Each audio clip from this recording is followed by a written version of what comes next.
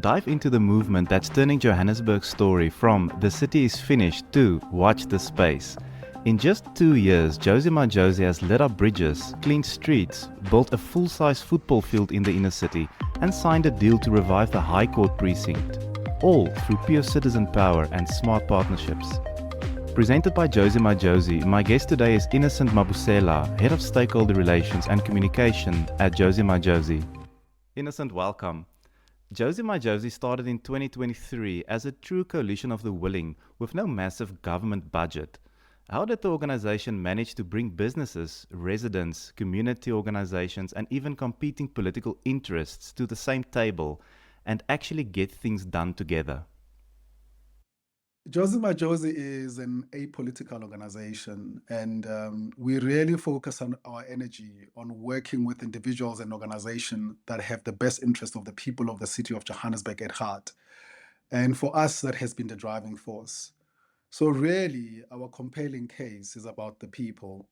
And what is interesting enough is that as we were establishing Jozi My Jozi from the coalition of the willing, that actually was changed to the coalition of the doing. And the reason why we did that it is because we wanted to gain trust through delivery and in terms of delivering those projects on the ground.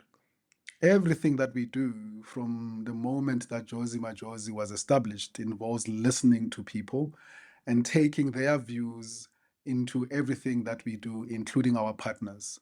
So, as you know, that the opening line of our constitution, the preamble, starts with the words, "We the people."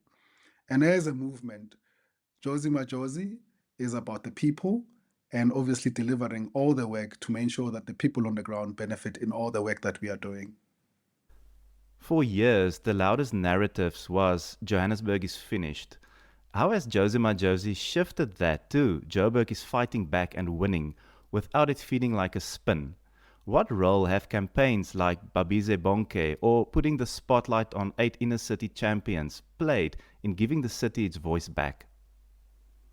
That narrative about Johannesburg um, that states that the city is finished has been the driving force behind all our actions. And one thing that we are really deliberate about is that whenever we have meetings with partners, with our different stakeholders, we actually invite them to come into the inner city to our offices here in Main Street. And what that has done, actually, it enabled us to really change their perception about the city. Because over and above the fact that we sit around and have meetings with them in our boardroom, we also use the opportunity to take them out and walk them through parts of the city. And what we have seen is that this has really, really changed their perception. So everything that we do has always been about calling people to come and see the city and to see how we are doing it. And therefore, the whole concept around Babize Bonke, which is about calling people into the inner city. And it is quite incredible that the champions that we're working with are people who are committed with regards to the work that they're doing within the city. They have different backgrounds. Some of them are restaurant owners, contemporary DJs, people who actually are community activists, creative entrepreneurs. So for us, this is quite important that we really expose people through the Babize Bonke campaign of all of the people who are within the inner city and driving change. It is quite interesting that the whole concept of Babize Bonke also filters with regards to some of the initiatives we support as Jozi My Jozi, such as the APSA Run Your City, and now the recently Vitality Chicken Run that was hosted now by Discovery Vitality and Nando's. And what those events do actually, they allow people to come into the inner city, run the inner city, go through certain key points within the inner city so that they can see the difference that Jozi My Jozi, the city of Johannesburg, our partners and civil society is doing to improve our city. People now walk past fixed paving at Constitution Hill, cleaner streets after the Friday inner city cleanups with the city of Joburg, and beautiful placemaking at Albertina Sisulu Road and Galuli's interchange. From the inside, what does it take to coordinate partners, funding, and permissions to deliver these highly visible projects in months instead of decades? Our ability to deliver all of this work is really through a committed and passionate Jozi My Jozi team, a group of individuals who are really committed to the city. And the one thing that really drives our work and everything we do is around delivery. And it is quite encouraging that the team of Jozi My Jozi has this can do attitude. Um, Whatever we do, it is guided by our various work streams that we have actually outlined following engagements with government, our partners, and community members.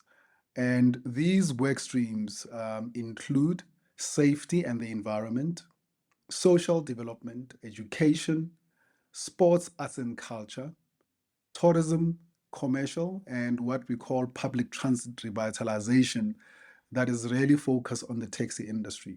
So through these work streams, we are really able to focus our attention on delivery, working with our partners.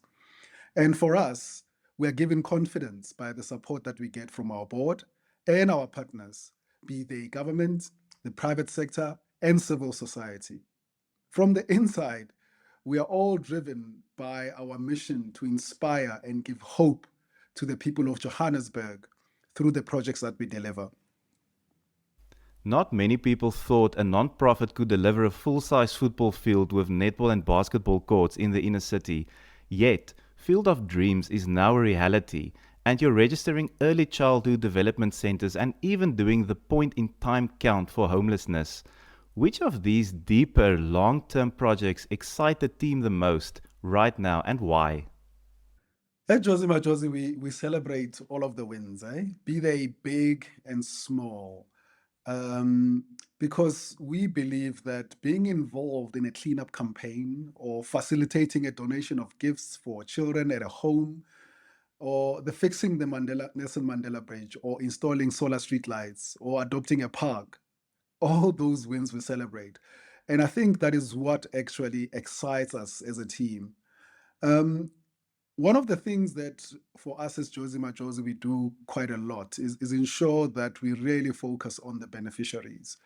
So with the work that we've done on the Nelson Mandela Bridge, for us, it's really getting feedback and seeing students from Wits University walking over the Nelson Mandela Bridge from the pre-taxi rank to their campus at Wits, or the engagements we've done with the homeless people as part of our point in time count, and really finding out information from them about where they come from, their circumstances, and what sort of services they have received from government. And for us, this information that we have gathered as part of the point in time count has helped us to actually organize the Dignity Day, where we actually, work with our partners to donate clothes to people who are homeless, organize haircuts for them, and actually also invited the Department of Home Affairs, where the homeless people were able to register through the department. The Field of Dreams is really a special project because within the inner city, there is really limited places for the youth to actually be exposed to recreational facility. So for us to have the first ever full-size soccer pitch in the inner city with a basketball court and a netball court facility for the youth, it really was exciting. So for us, it's not about the size of the project, but it's also about those projects that we implement that really touch the people of Johannesburg. You've just signed an MOU with the National Department of Public Works and Infrastructure and Justice to revitalize the Gauteng High Court precinct, and you co-hosted the BASA Creative Future Summit. What do these kinds of partnerships with national government and the creative sector make possible that wasn't possible 2 years ago? One of the things we say at Jozi My Jozi is that we are a super connector, and the work that we do, we bring together like-minded organizations and individuals in terms of bringing lasting change. So the signing of the MOU for us with Public Works and the Justice Department really looked at how we can unlock the scope of our infrastructure development within the inner city of Johannesburg. Because some of the work that we do and infrastructure that we focus on is owned by local government or provincial government. And in this case, the High Court, the infrastructure there is owned by a national government. So then by signing this MOU, we are able really to work on all the infrastructure that is within the inner city, working with government.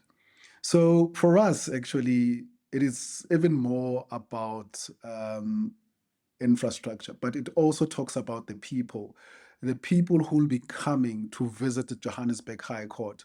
Because once the work is completed, these people will benefit from refurbished ablution facilities.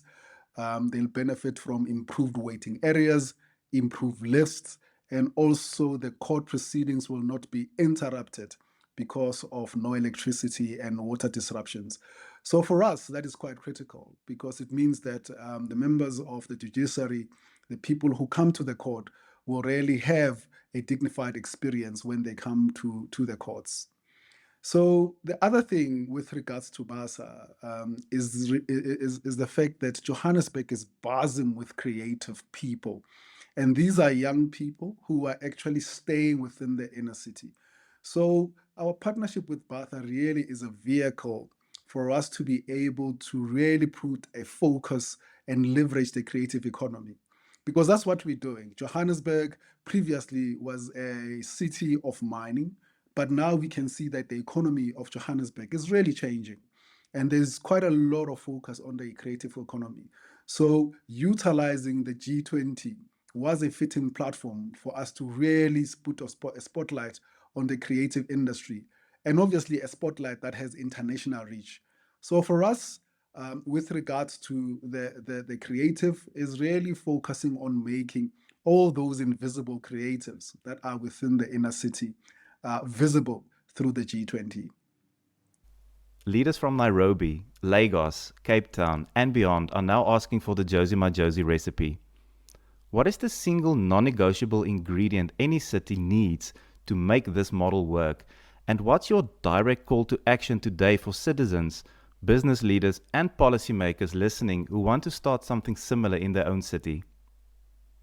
We have been embracing engagements with a lot of stakeholders and possible partners, including people who come from the various cities, in relation to the Jozi My Jozi model. And for us, that has been really humbling because the one thing that we've been really clear about is that this model is not only specific for Johannesburg, but it is a model that can be implemented anywhere in South Africa and anywhere in the world. So to see people being interested and to see people being willing to take this model and implement it in the various cities, for us, it is really, really comforting because we want to see a Johannesburg that is functioning, a Cape Town that is functioning, a Durban that is functioning, a South Africa that is functioning for the benefit of the people.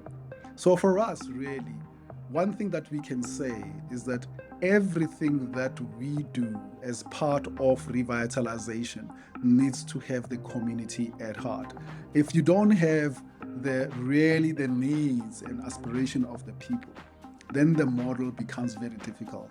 Because one of the things that we've done as part of the Jozi My Jozi model and that we continue doing is really to listen to people on the ground with regards to every single project that we implement. We need to be cognizant that the work that we do as Jozi My Jozi is not a marketing campaign. So whoever is going to take our model and implement it in the various areas needs to be aware that this is not an opportunity to score brownie points, but to really focus the long-term benefits for the people of the various cities. A special thank you to Jozi My Jozi for this insightful conversation on Future Cities Africa.